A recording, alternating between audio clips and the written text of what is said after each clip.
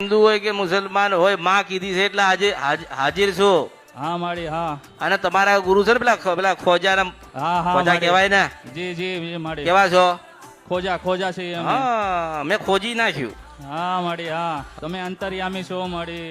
હું એ જ કઉ છું ને કે શું કરવા મને હેરાન કરો છો? આ માણસો મને હેરાન કરે છે. જો નહીં, એ નહીં. મુસલમાનના દીકરા દુનિયામાં હેરાન કરે છે. એમને એમ કે ધીરજ રાખ, શ્રદ્ધા રાખ, વિશ્વાસ રાખ. આ ખુદાના પાયે લખેલું છે. જો વાંચીને એક દિવસ નહીં સંભળાવું તો મારું નામ મેલડીને હું સિદ્ધ ખરું માડી ખરું માડી ખરું માડી. તમારા સાનિધ્યમાં જ્યારથી આવ્યા છીએ ત્યારથી અમારા બધા ધારેલા કામ થયા છે માડી, અને આવી રીતે જ અમારા ધારેલા કામ કરતા રહેજો માડી. હવે આશીર્વાદ લેવા આવ્યા છે. અરે મેં પહેલા શું કીધું?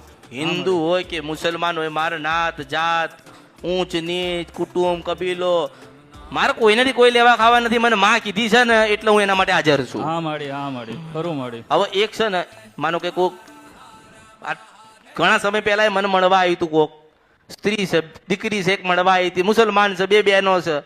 મને મળવા આવી હતી ને હજુ મને યાદ કરે છે. હા માડી હા. દેશ પરદેશમાં છે, મને યાદ કરે છે. મેં માડી. કીધેલું છે મને જુલામ બે હાડી, પટેલ આટલા નાના જુલામ મને બે હાડી. હા માડી. મુસલમાન છે એમ. અને એમના ખુદાને પૂજે છે તોય મેરડીને બેહાડી છે. મેં તું ખુદાની બાજુમાં બેહું એ ભગવતી છું. હા માડી. તમે જ્યાં બેહાડો ત્યાં તમે જે કરો એ તમે માનો છો ને તમે સાચા હોવા જોઈએ આ કળિયુગની અંદર. હા માડી. હિન્દુ હોય કે મુસલમાન હોય, માનથી લેવા ખાવા નથી. હા તમારો જન્મ જોઈતો હતો ને તો માની જરૂર પડી હતી. હા જરૂર માડી, પડી હતી ને હા એટલે માં માડી. સબસે ઉપર હે, ઉસકે ઉપર કોઈ નહીં હે. હા માડી હા ખરું માડી.